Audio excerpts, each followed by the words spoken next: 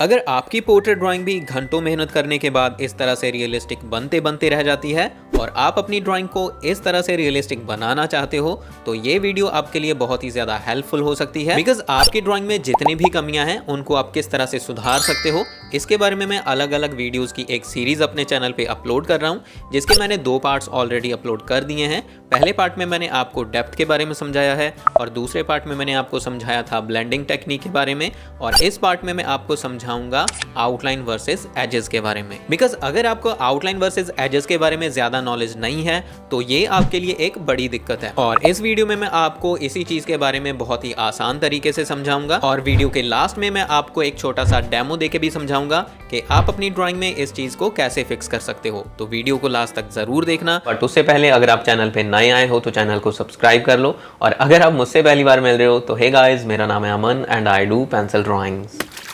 Drawing में realism या फिर रियलिस्टिक ड्राइंग का मतलब होता है कि जो ड्राइंग रियलिटी के करीब हो। जैसे कि अगर आप रियल लाइफ में देखो तो आपको किसी भी चीज की आउटलाइंस नजर नहीं आएंगी, बस उनके एजेस नजर आएंगे, जिनसे हमें उस चीज की बाउंड्रीज का पता चलता है। मतलब हमें पता चलता है कि वो चीज कहाँ से शुरू हो रही है और कहाँ पे खत्म हो रही है। तो रियल लाइफ में आउटलाइंस नहीं है, बस एजेस हैं। तो अगर हमें अपनी ड्राइंग्स को भी रियलिस्टिक बनाना है तो हमें अपनी ड्राइंग में भी आउटलाइंस को नहीं, बस एजेस को बनाना पड़ेगा।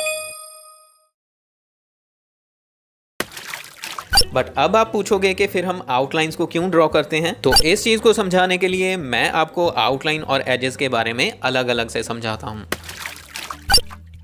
ज्यादातर आर्टिस्ट कोई भी पोर्ट्रेट ड्राइंग बनानी स्टार्ट करते हैं तो किसी ना किसी तरह की टेक्निक को यूज करके, जैसे कि grid method, free hand method, Lumix method, इनमें से किसी ना किसी मेथड को यूज करके आउटलाइंस को ड्रॉ करते हैं। और इन आउटलाइंस को बनाने का मेन पर्पस होता है कि ये हमें गाइड करें कि ड्राइंग में कौन सा पार्ट कहाँ पे है, अलग अलग पार्ट्स की शेप्स कैसी है और कौन सा पार्ट कहाँ से शुरू होता है और कहाँ पे खत्म होता है। मतलब ये बस गाइडलाइंस हैं जिनका काम हमें शेडिंग की प्रोसेस तक गाइड करना है, शेडिंग की प्रोसेस तक।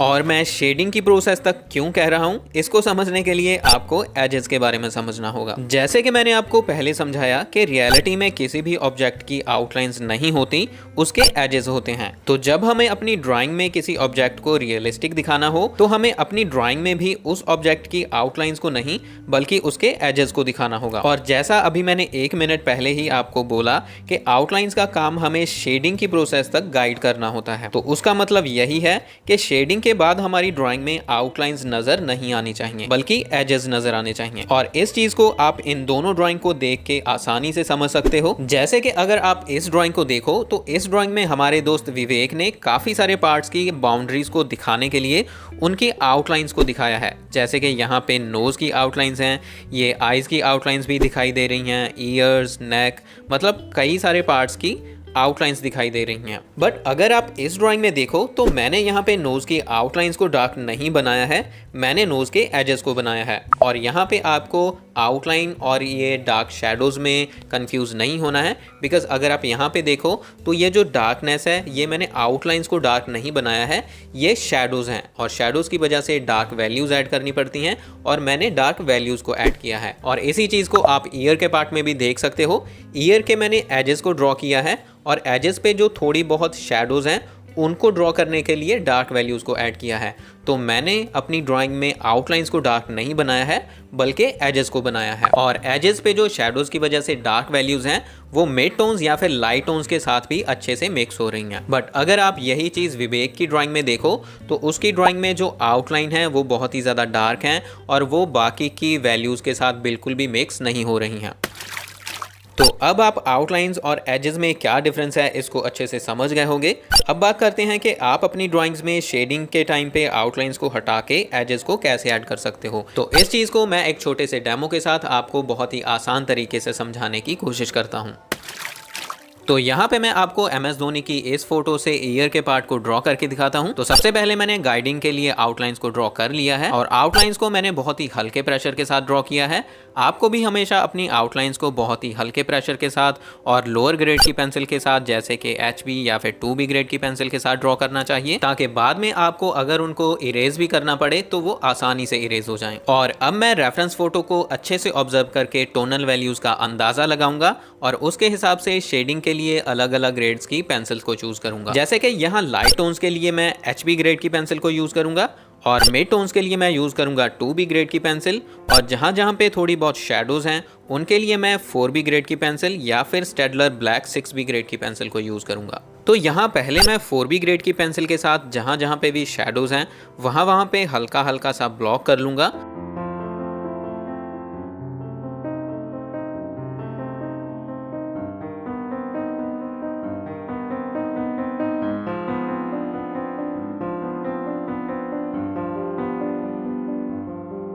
और अब मैं HB ग्रेड की पेंसिल के साथ लाइट वैल्यूज़ को ऐड करने के लिए एक लेयर ऐड करूंगा, और इन सारी लेयर्स को मैं बहुत ही ज़्यादा हल्के प्रेशर के साथ ऐड करूंगा। और यहाँ पे पहली लेयर के साथ ही मैं आउटलाइंस को हटा के एजेस को बनाने की प्रोसेस को शुरू कर दूंगा। यहाँ पे बिगिनर्स जो सबसे बड़ी गलती करते हैं वो है कि वो इस तरह से आउटलाइंस के साथ साथ शेडिंग तो करते हैं बट आउटलाइंस को डार्क और शार्प बना के रखते हैं, जो कि रियलिस्टिक ड्राइंग्स के लिए बिल्कुल ही गलत है।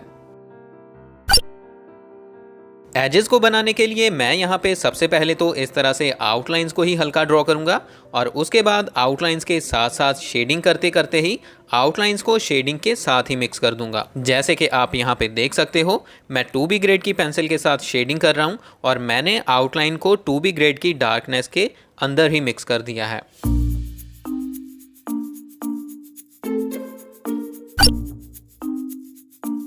बट रेफरेंस फोटो में ईयर की इस साइड पे शेडोज हैं, तो मैं यहाँ पे आउटलाइंस को तो डार्क शेडोज में मिक्स कर ही रहा हूँ बट शेडिंग को डार्क से लाइट की तरफ लेके जा रहा हूँ। जैसे कि यहाँ से इस तरफ जाते जाते मेरी शेडिंग लाइट होती जाएगी।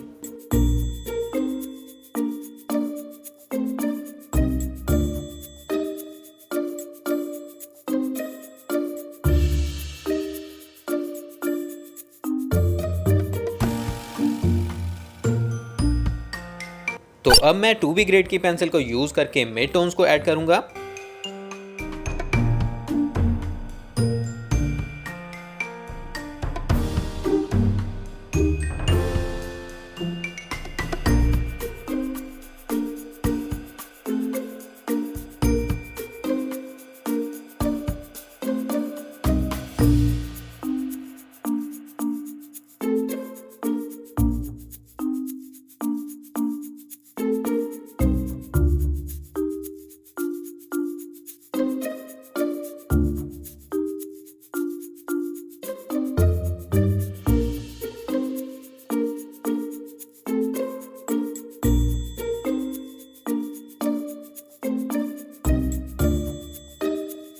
और लास्ट में अब मैं 4B ग्रेड की पेंसिल और स्टेडलर ब्लैक 6B ग्रेड की पेंसिल को यूज़ करके जहाँ जहाँ पे भी डार्क शेडोज़ हैं वहाँ पे मैं डार्क वैल्यूज़ को ऐड करूँगा।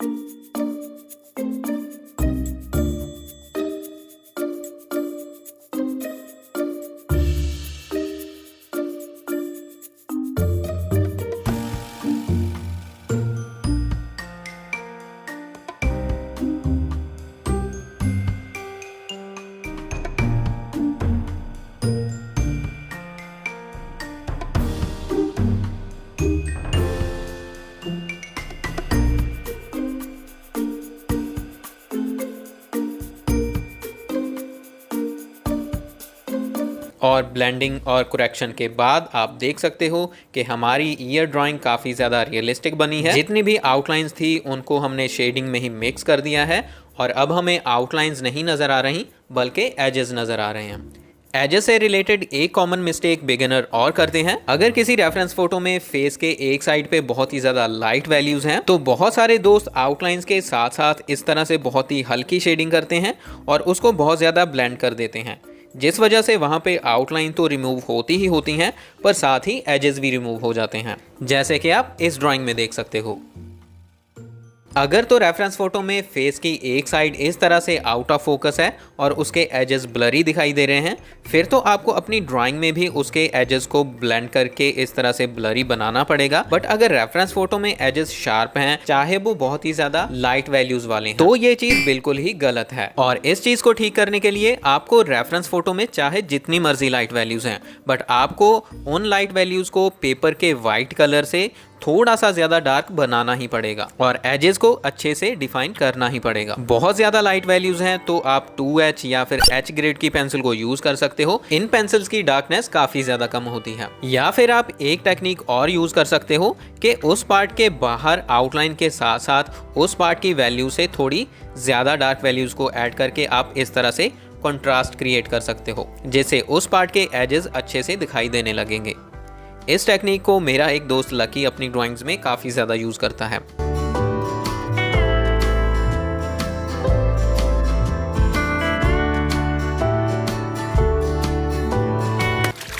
तो आई होप अब आप आउटलाइंस और एजेस के बारे में अच्छे से समझ गए होंगे कि आप अपनी ड्राइंग्स में इस चीज़ को कैसे फिक्स कर सकते हो और कैसे अपनी ड्राइंग्स को और भी ज़्यादा रियलिस्टिक बना सकते हो। बट हाँ, एजेस के बारे में और भी इंफॉर्मेशन है जो कि और भी ज़्यादा इंपॉर्टेंट है, जैसे कि एजेस 2 तरह के होते हैं और आप उनको अपनी ड्राइंग में कैसे अलग अलग तरीके से ऐड कर सकते हो। इसके बारे में मैं एक अलग से वीडियो बनाऊंगा, तो आप उस वीडियो का भी वेट करना। तो आई होप आपने हमेशा की तरह इस वीडियो से भी ज़रूर कुछ नया और कुछ वैल्यूएबल सीखा होगा। वीडियो अच्छी लगी तो वीडियो को लाइक और शेयर ज़रूर करना और हमेशा की तरह मेरा हौसला बढ़ाने के लिए कमेंट्स में ज़रूर कुछ लिखना। अब हम मिलते हैं आगे किसी और वीडियो में, तब तक के लिए कीप ट्राइंग, कीप लर्निंग।